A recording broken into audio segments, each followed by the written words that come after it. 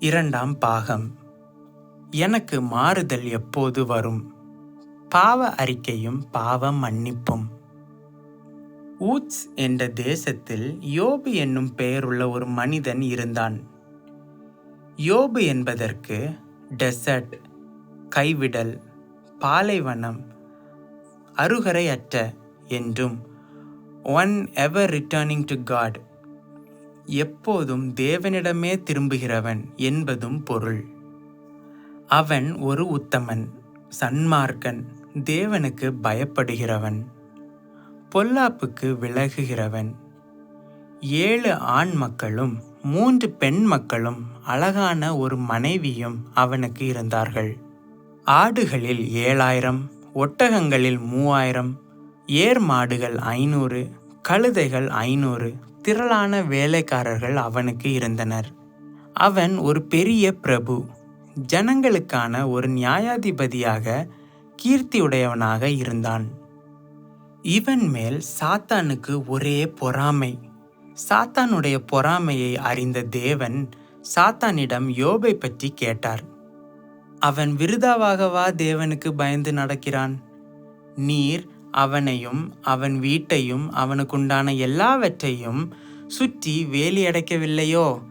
அவன் உம்மை தூஷிக்கக்கூடியவன், அவனுக்குண்டானவைகளை தொட்டு பாரும் என்றான் சாத்தான். யோபை சோதித்து பொன்னாக காண்பிக்க தேவன் விரும்பினார். ஆனபடியால் சோதனைக்காரனிடம் விட்டுவிட்டார். அப்போதுதான் யோபு எனக்கு மாறுதல் எப்போது வரும் என்று எதிர்பார்த்து கொண்டிருந்தான். யோபு 14:14 வாசிக்கவும். ஏன் யோபு தனக்கு மாறுதலை எதிர்பார்த்தான்? யோபின் உள்ளங்கால் தொடங்கி உச்சந்தலை மட்டும் கொடிய பருக்கள். கொடிய வாதையில் அகப்பட்டு கொண்டான். ஓட்டினால் தன்னை சுரண்ட வேண்டியதாயிற்று. சாம்பலில் உட்கார்ந்து கொண்டிருக்கின்றான். அவனுக்கு சுகமே இல்லை, இளைப்பாறுதலும் இல்லை, அமைதல் இல்லை, தத்தளிப்பு, தூங்க முடியவில்லை. மணலை பார்க்கிலும் பாரமான சஞ்சலம். தேவனுடைய அம்பின் விஷம் அவன் உயிரை குடிக்கிறதான ஒரு உணர்வு. அணி அணியாக பயமே வந்து கொண்டிருக்கிறது. வருகிற சிறிய உறக்கத்திலும் சொப்பனங்கள் கண்டு பயப்படுகிறான். அவன் ஆத்துமா சாவை தேடுகிறது. தன் உமிழ்நீரை விழுங்கவே முடியவில்லை. புண்களின் காயத்தினால் மூச்சு விடவே கஷ்டமாயிருக்கிறது. துணி உடுத்தி கொள்ள முடியாதபடியால் சேலையை தைத்து தோளிலிருந்து போட்டு மூடிக்கொண்டிருக்கிறான். அழுகிறதினால் முகம் அழுக்கடைந்து போயிருக்கிறது. முகத்தை கழுவவும் முடியவில்லை. பலர் வந்து 10 தடவைகள் அவனை நிந்தித்தார்கள். உடன்பிறப்பான சகோதரர், சகோதரிகள், பந்து மித்திரர், சிநேகிதர், தன் வீட்டில் உள்ளவர்கள், வேலைக்காரர், வேலைக்காரிகள், பிள்ளைகள், பேரப்பிள்ளைகள் முதலான எல்லோரும் யோபை அந்நியனாக எண்ணி தள்ளிவிட்டார்கள். தோலும் எலும்புமாக நன்றாக யோபு மெலிந்து போனான். குடல் கொதிக்கிறது, அமரவில்லை. மேலெல்லாம் கருத்து எலும்பெல்லாம் காய்ந்தது போலாயிற்று. யோபின் அழகான ஆரோக்கியமான மனைவி யோபு வாழுவதை விரும்பவில்லை. தேவனை தூஷித்து ஜீவனை விடு என்று பேசுகிறாள். இத்தனை அவஸ்தையில் இருந்த யோபுதான் எனக்கு மாறுதல் எப்போது வரும் என்று ஏங்குகிறான். யோபை ஏன் தேவன் சாத்தான் கையில் விட்டுவிட்டார்? யோபை சுத்த பொன்னாக வெளிப்படுத்த அவனிடமிருந்த களிம்பு என்ன? யோபு செய்த தவறுகள் என்ன? யோபு அவைகளை உணர்ந்ததுண்டா? யோபு தன் பாவங்களை உணர்ந்தான். ஒரு பாவமுமே செய்யாத நீதிமான் இந்த பூமியில் இல்லை அல்லவா? அவன் தன்னிடம் மீறுதலும் அக்கிரமமும் இருந்தது என உணர்ந்தான். எப்படி ஒருவன் தேவனுக்கு முன்பாக நீதிமானாக இருக்க முடியும் என அங்கலாய்த்தான்.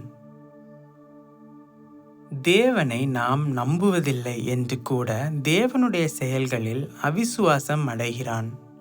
எவ்வளவுதான் நீதிமான் உத்தமன் என்று சொல்லப்பட்டாலும் அவனுடைய வாய் அவனை குற்றவாளியாக்கி மாறுபாடானவன் என்று சாட்சி சொல்லும் என்று யோபு தன் குற்றங்களையும் மாறுபாடுகளையும் அறிக்கையிடுகிறான். தேவனுடைய பார்வையில்தான் குற்றமுள்ளவன் என்பதை அவன் சம்மதிக்கிறான்.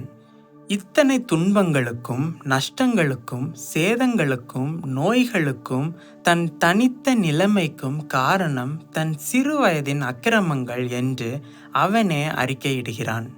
தன்னுடைய பாவத்தின் மேல் தேவன் கவனம் வைத்தபடியினாலே இத்தனை வேதனைகளும் தனக்கு வந்தது என்பது யோபினுடைய எண்ணம். தனது பாவத்தின் அளவு பெரிதாகவும் அவைகள் ஒருமிக்க சேர்க்கப்பட்டு கட்டி முத்திரை போடப்பட்டு தேவனுடைய சமூகத்தில் வைக்கப்பட்டிருப்பதை யோபு உணர்ந்து மனம் நொந்து ஜெபிக்கிறான். அவன் தப்பி நடந்த குற்றங்கள் அவனோடே இருக்கிறது என்பதை அவன் அறிந்து கொண்டான். யோபு தனக்காக தேவனுக்கு பலி செலுத்தினதில்லை. தன் பிள்ளைகளுக்காக மாத்திரமே பலி செலுத்தி கொண்டிருந்தான்.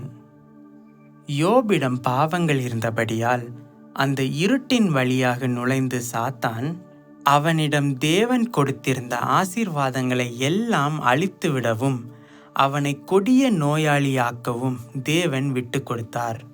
யாரிடமானாலும் சரி, பாவம் என்றால் தேவன் அதை அருவருக்கிறார்.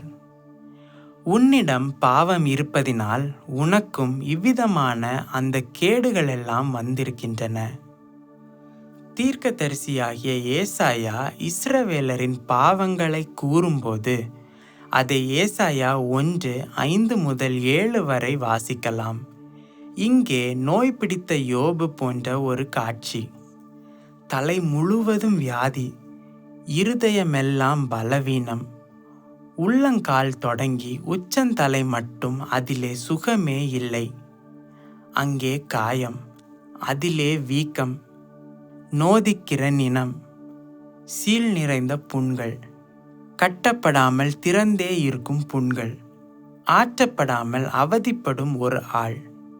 இதுவே இஸ்ரவேலரின் பாவ வாழ்க்கையின் நிலைமை என்று அக்காட்சி ஏசாயாவுக்கு காண்பிக்கப்பட்டது.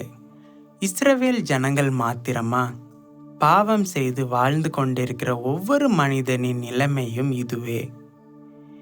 இந்த பாவிக்கு மாறுதல் எப்போது வரும்? யோபு செய்தது போல ஒவ்வொரு பாவியான மனுஷனும் செய்ய வேண்டும். யோபை பார். யோபு 42:6-9-10. யோபு தன்னை, அதாவது தன் பாவங்களை அருவருத்தான். தூளிலும் சாம்பலிலும் உட்கார்ந்து மனஸ்தாபப்பட்டான். கர்த்தர் யோபின் மனஸ்தாபமான முகத்தை பார்த்தார். கர்த்தர் யோபின் சிறையிருப்பை மாற்றினார். இரத்தம் சிந்தும் பலி செலுத்தப்பட்டது. தன் பாவங்களை மறைக்கிறவன் வாழ்வடைய மாட்டான். அவைகளை அறிக்கை செய்து விட்டுவிடுகிறவனோ இரக்கம் பெறுவான். யோபுக்கு மாறுதல் வந்தது. யோபு 42:11-16 வரை. யோபு சுகமானான். உடல் நிலை மாறினது. யோபை அந்நியனாக எண்ணினவர்கள் எல்லாரும் திரும்ப அவனிடம் வந்தார்கள். யோபை அருவருப்பாக கண்டவர்களும் எண்ணினவர்களும் அவனோடே உட்கார்ந்து போஜனம் புசித்தார்கள். நிந்தித்தவர்கள் வந்து யோபுக்கு ஆறுதல் உண்டாகும் வார்த்தைகளை பேசினார்கள். யோபை பார்க்க வந்தவர்கள் ஒவ்வொருவரும் தங்க காசுகளும் பொன் ஆபரணங்களும் கொண்டு வந்து கொடுத்தார்கள். 14,000 ஆடுகள், 6,000 ஒட்டகங்கள், 1000 ஏக்கர்கள், 1000 கழுதைகள் உடைய சீமானாக யோபு மாறினான். யோபின் மனைவி யோபை நேசித்தாள். 7 குமாரர்களும் 3 குமாரத்திகளும் யோபுக்கு பிறந்தார்கள். ஒவ்வொரு பிள்ளைகளும் அழகும் சௌந்தரியமும் உடையவர்களாயிருந்தார்கள். மேலும் 140 வருடங்கள் யோபு நல்ல வாழ்வும் செல்வ வாழ்வும் வாழ்ந்தான். யோபுக்கு மாத்திரமல்ல, மனம் திரும்புகிற ஒவ்வொருவருக்கும் மாறுதலை கொடுக்க நம் தேவன் வல்லவராய் இருக்கிறார்.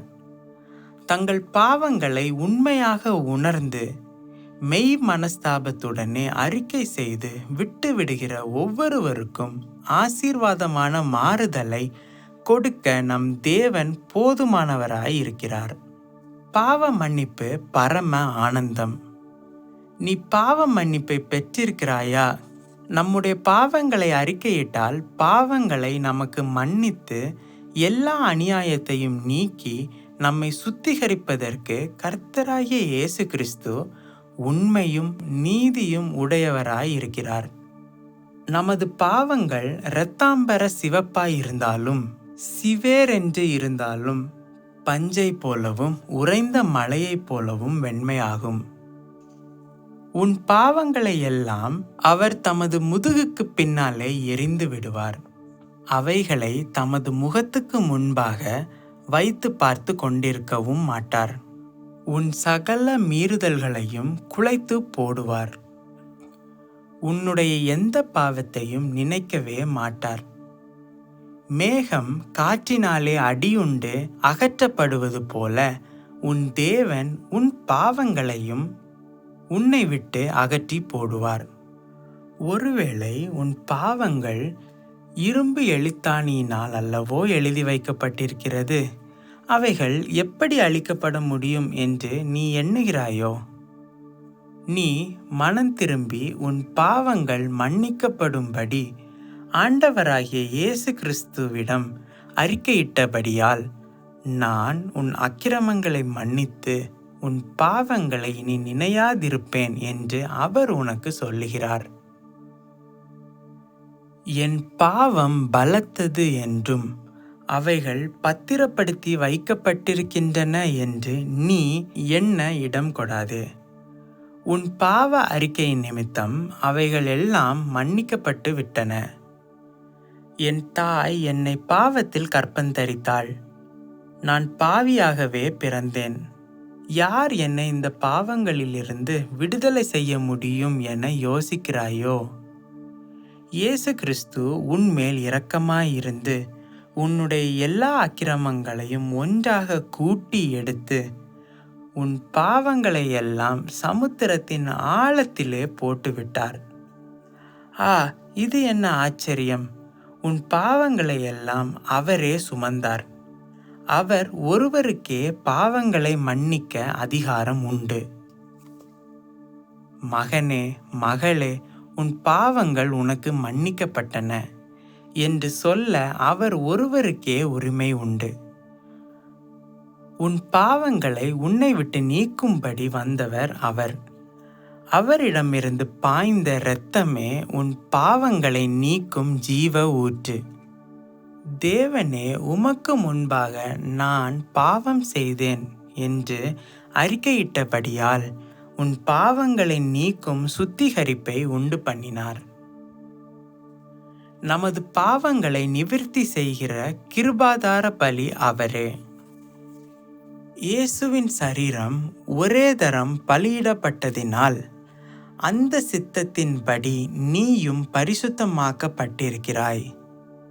அவர் உன்னை சுத்திகரித்ததினாலே நீ நீதிமானாக்கப்பட்டிருக்கிறாய், பரிசுத்தவானாக மாற்றப்பட்டிருக்கிறாய். பிசாசின் பிள்ளையாக இருந்த நீ இப்போது தேவனுடைய பிள்ளை.